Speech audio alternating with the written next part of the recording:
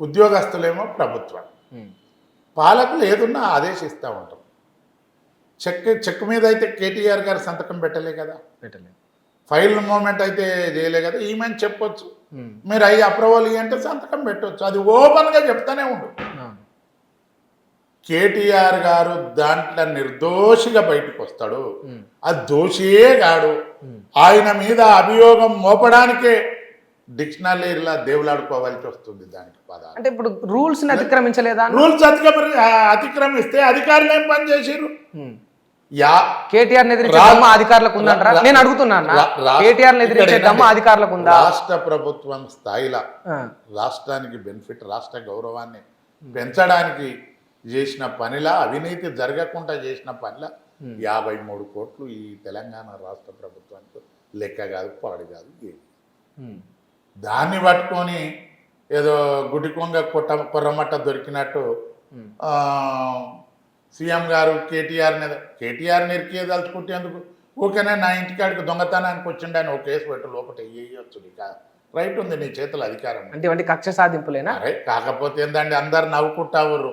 ఇప్పటికైనా రాష్ట్ర ప్రభుత్వం, గౌరవ ముఖ్యమంత్రి గారు ఆలోచన చేసి ఒక మేధావులతోటి, మేధావులు అంటే నీ కిందున్న పోచారం శ్రీనివాసరెడ్డి, వాడెవడు కేశవరావు, ఈ పనికి మాలిన అడ్వైజర్లు కాదు, మంచి మంచి అధికారులు, నీకు కూడా మంచి పరిజ్ఞానం ఉంది. ఆలోచన చేసి ఈ కేసు డ్రాప్ అయితే నీకు గౌరవం అంట. ఖచ్చితంగా డ్రాప్ అయితే అంటారా? 100% చూడొచ్చా? అందులో డ్రాప్ అయితే మంచిగా ఉంటుంది. అని నేను ఒక తెలంగాణ రాష్ట్ర ప్రజానికంలో ఒక పబ్లిక్గా నేను ఆయన కోరుతాను. ఓకే, ఒకవేళ ఇన్ కేసు కేటీఆర్ జైలుకు పోతే అన్న ఈ కేసులో? జైలుకు కాదు, ఏడికి పోడు, సింహంలాగా మళ్ళా వాపసు. అభియోగం మోపారు, ప్రభుత్వం వాళ్ళ చేతిలో ఉంది. దాని న్యాయస్థానం మీద గౌరవం ఉంది.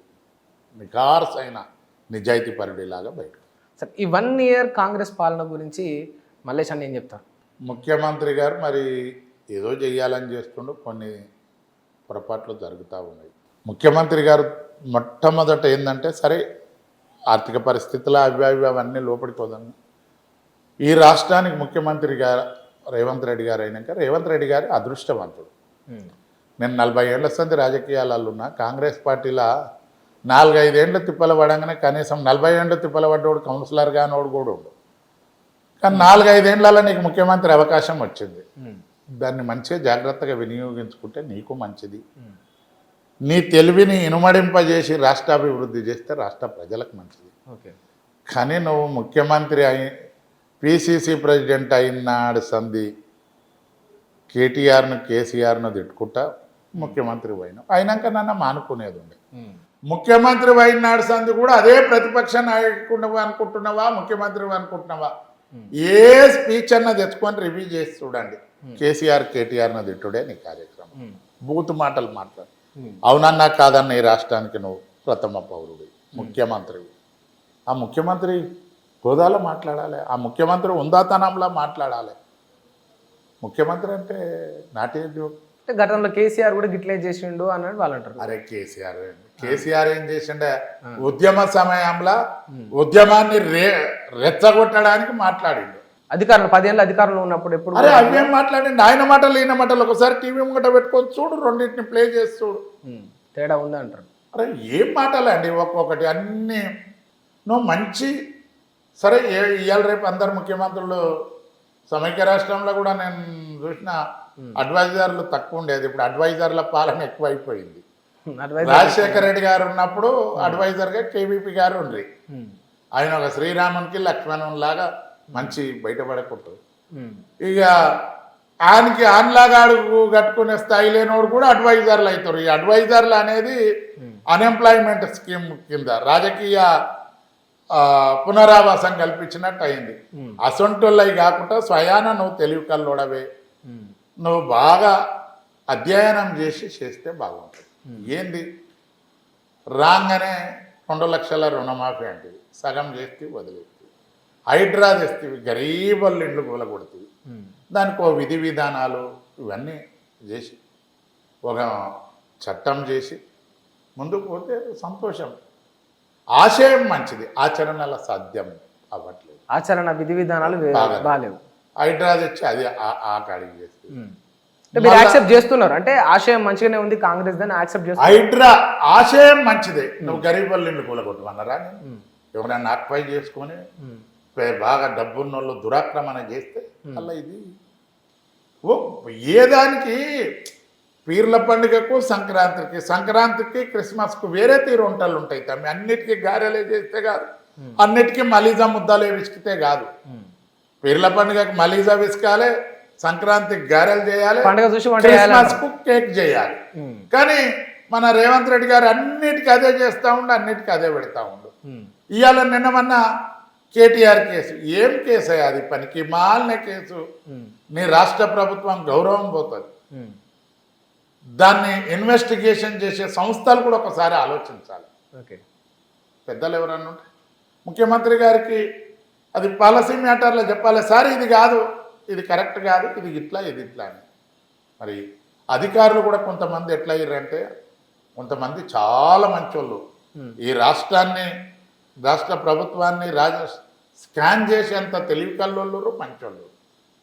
కొంతమంది అధికారులు ఏ గవర్నమెంట్ వస్తే వాళ్ళకు వత్తాసు పలకడం, స్థాయిని దిగజారి పనికిమాలిన సూచనలు చేయడం.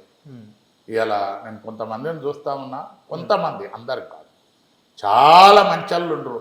ఆ మంచోళ్ళు ఉండే పట్టుకనే ఈ పొద్దు మోపుతుంది, ఈ పొద్దు పొడుస్తాము. అధికారం వచ్చినాక ఎమ్మెల్యేల కొడుకులు పోతుంటే రోప్ పార్టీలు పట్టారు. ఇదే పోలీస్ ఆఫీసర్ మళ్ళాడు దిగిపోగానే ఆయన రోక్ ఇట్లా కనబడితే కూడా ముడి మలుపుతారని సెల్యూట్ కూడా చేయాలి.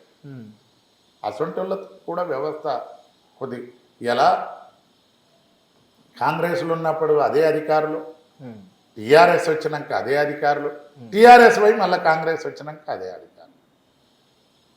మరి టీఆర్ఎస్ గవర్నమెంట్లో కేటీఆర్ గారు, కేసీఆర్ గారు, టీఆర్ఎస్ ఎమ్మెల్యేలు పోతుంటే బ్రహ్మరథం బట్టి 20 మంది బందోబస్తు ఉంటే సార్ మెప్పు పొందడానికి 100 మందిని పెట్టారు. ఇదే అధికారులు పెట్టారు, వేరే వాళ్ళకి ఇట్లా పెట్టారా? ఇవాళ మళ్ళీ రాగానే ఆయన పెద్ద మనిషి వచ్చినా కనీసం ఒక మాజీ మంత్రో మాజీ అని గౌరవం కూడా ఇయ్యరు. వీళ్ళదంతా కూడా వినాయకుని భక్తి కాదు, ఉండ్రాళ్ళ భక్తితోటి ఇట్లా చేస్తే రాష్ట్ర మనుగడకు ఈ ప్రజాస్వామ్యానికే ముప్పు బాటిల్లే పరిస్థితి వస్తూ ఉంది. ఇవాళ ఈ అణగారిన ప్రజలను ఇంకా అణచివేస్తాం, ఇట్లనే దొక్కుతామంటే సరే, బాగుపడేటోడు బాగుపడుతుండొచ్చు, బాగుపడినోడు బాగుపడకపో ఉండొచ్చు. కానీ రాష్ట్రంలో తిరుగుబాటు కూడా వచ్చే పరిస్థితి ఉంటుంది 10 ఏళ్ళు. నిజంగా అంటే భవిష్యత్తులో అసలు రోజు పరిస్థితి వస్తుంది, తప్పకొస్తుంది. ఎలా చైతన్యం లేని చోట తిరుగుబాటు ఎట్లా వస్తుంది? అదే వస్తుంది. నీళ్ళల్లోనే నిప్పు పుడుతుంది, రాయికి రాయికి పుడితే కూడా నిప్పు పుడుతుంది. ఇలా నక్సలిజం ఎందుకు వచ్చింది? వెనకడికి నేను మొదలై చెప్తేనే దేశ్ముఖులు, భూస్వాములు, నవాబులు, కర్ణాలు వందల ఎకరాలు, వేల ఎకరాలు ఊర్ల ఆధీనాములు ఉండేది. నక్సలిజం వచ్చింది. ఆయనలో కూడా ప్రజాస్వామ్యాన్ని సరిగ్గా ఇంప్లిమెంట్ చేస్తే, ప్రజలకు అనుగుణంగా ప్రజాస్వామ్యాన్ని పారబెడితే నక్సలిజం వచ్చేది కాదు. ఇవాళ కూడా ఏ ప్రజలకు అవసరమో ఆ ప్రజలకు తీరుగా, ఆ ప్రజల శ్రేయస్సు తీరుగా పరిపాలన జరిగితే ఏ తిరుగుబాటు, ఏ సోషలిస్ట్ భావాలు ఉద్భవించవు. కానీ ఒకటే అనుస్తూ ఉంటే నువ్వు పిల్లిని కూడా ఒక ఇంట్లోకి కొట్టి కట్ట తీసుకొని కొడితే మీద పడి కరుస్తుంది. పిల్లి కూడా మనిషి పోలిక చూస్తే ఉరికే పిల్లి. మరి 70 ఏళ్ళ నుంచి కొడుతున్నారు, ఆ పిల్లలను కొట్టినట్టు మరి బీసీలను ఎస్సీలను ఇస్తున్నారు, మరి ఇంకెందుకు గరుస్తలేరన్నా? అంటే టైం రావాలి, టైం నేర్చుకోవాల్సిన అవసరం కూడా బీసీ ఎస్సీలలో ఉంది తమ్మి. అది కూడా నేను మన తప్పు కూడా ఉంది, తప్పున్నది, చాలా తప్పు. ఒక్క చిన్న ఎగ్జాంపుల్ చెప్తా. మన్నట్టు కాదు, పోయినసారి ఎన్నికలలో Mahabubnagar, Rangareddy, Hyderabad teachers constituency MLC ఎన్నికలు అయినాయి. 9 మంది నిలబడ్డారు. దళితులకెళ్ళి ఒక ఆదిలక్ష్మయ్య గారు అని నిలబడ్డాడు, బీసీలకెళ్ళి ఒక విజయకుమార్ అని నిలబడ్డాడు, రిటైర్డ్ డిఓ. 25,000 ఓట్లు, 3,000 అగ్రవర్ణాలు అయి ఉంటాయి, 22,000 బడుగు బలహీన వర్గాలు అయి.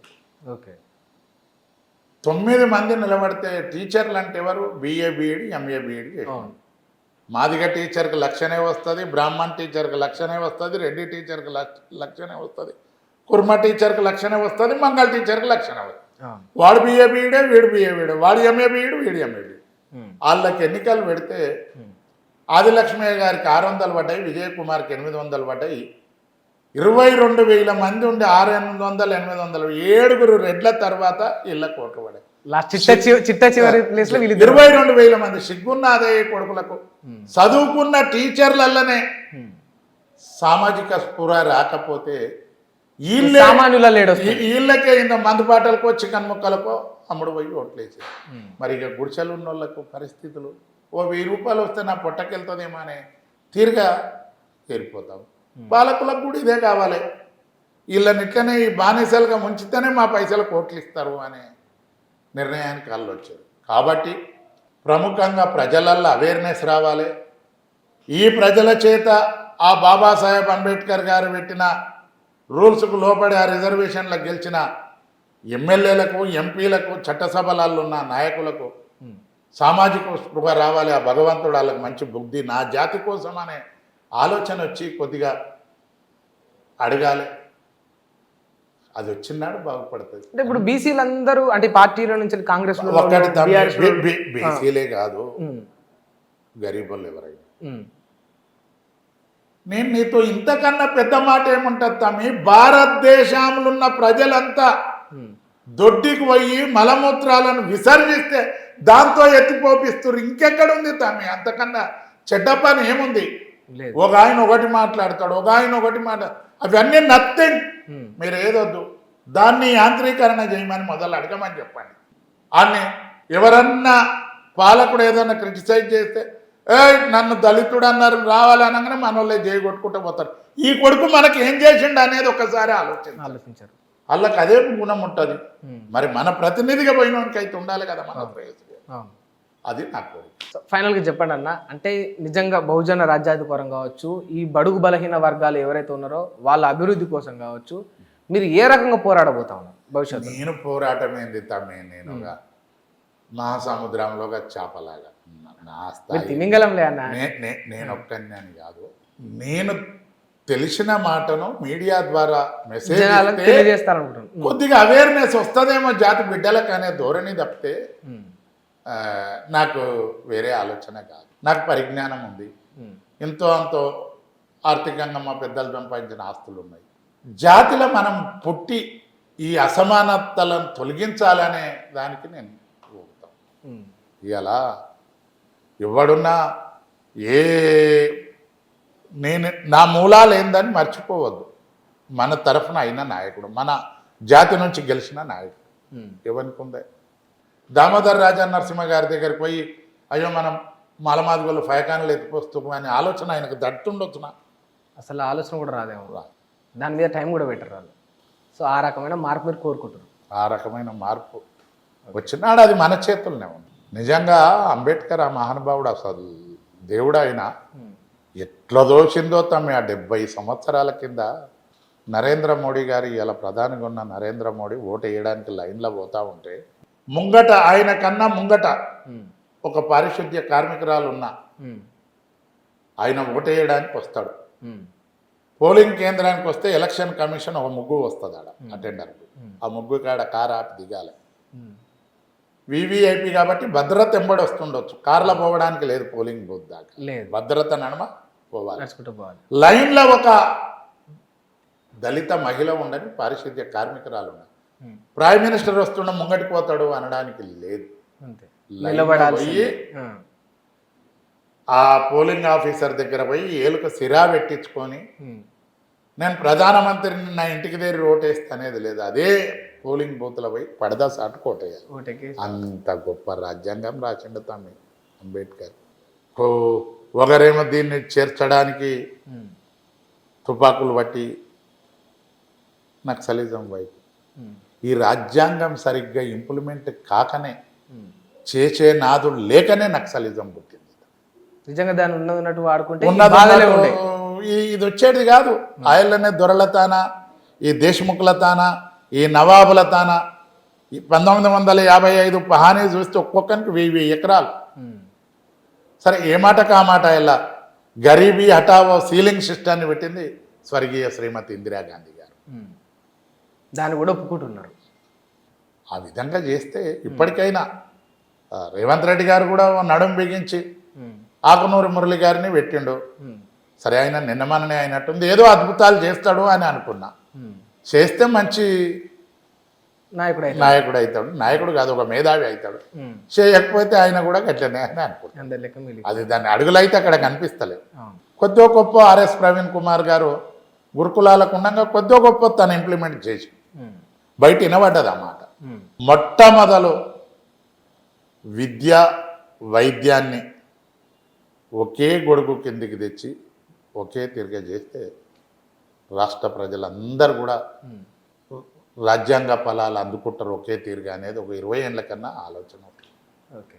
లేకపోతే లేదు, ఇంకో 20 ఏళ్ళకో ఇంకేదో మళ్ళా ఈ సోషలిజం మళ్ళీ డెవలప్ అయ్యే పరిస్థితి. వెనకడికి అనేది పెద్ద మనుషులు వంక కట్టెకు నింగలం మందు అని. ఈ పెత్తందారీ వ్యవస్థకు ఆ సోషలిజమే కరెక్ట్ అయిన మందు అనేది ప్రజలలో వస్తుంది. అది రాకముందుకే ఈ రాజ్యాంగ పరంగా ఈ సమూల మార్పులు తెస్తే రాష్ట్రము, దేశము, ప్రజలు, ప్రజానికం అంతా కూడా సాఫ్ట్గా ఎవరంతా వాళ్ళు బతికే పరిస్థితి.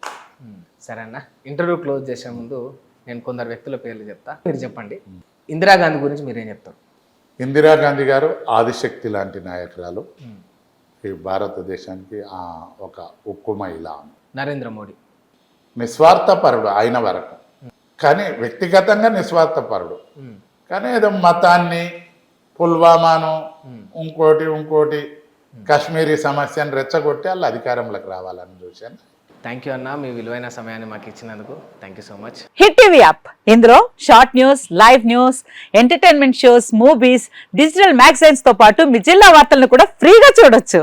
ఇంకెందుకు ఆలస్యం, వెంటనే హిట్ టీవీ యాప్ ని డౌన్లోడ్ చేసుకుని ఫ్రీగా ఎంటర్టైన్మెంట్ పొందండి. Hit TV app. Hit TV app. Please download hit TV app. Hit TV app ని ఫ్రీగా డౌన్లోడ్ చేసుకొని ఎంజాయ్ చేయండి. మీకు నచ్చిన ఎంటర్టైన్మెంట్ కోసం హిట్ టీవీ యాప్ ని ఫ్రీగా డౌన్లోడ్ చేసుకుని ఎంజాయ్ చేయండి. హిట్ టీవీ యాప్ ని డౌన్లోడ్ చేసుకుని ఆస్వాదించండి, ఆశీర్వదించండి. ఇంతమంది సెలబ్రిటీలు హిట్ టీవీ యాప్ ని డౌన్లోడ్ చేసుకోండి అని చెప్తున్నారంటే ఎంత మంచి యాప్ ఆలోచించండి. అమెరికా అమెరికా అమెరికా అమెరికాలో చదవాలనుకునే వాళ్ళకి విశ్వసనీయమైన పేరు మన శౌర్య కన్సల్టెన్సీ. UK లో 1 year masters. UK లో 1 year masters. 2 years work permit up to 5 years visa. Contact Saurya Consultancy. Contact 89851 89851.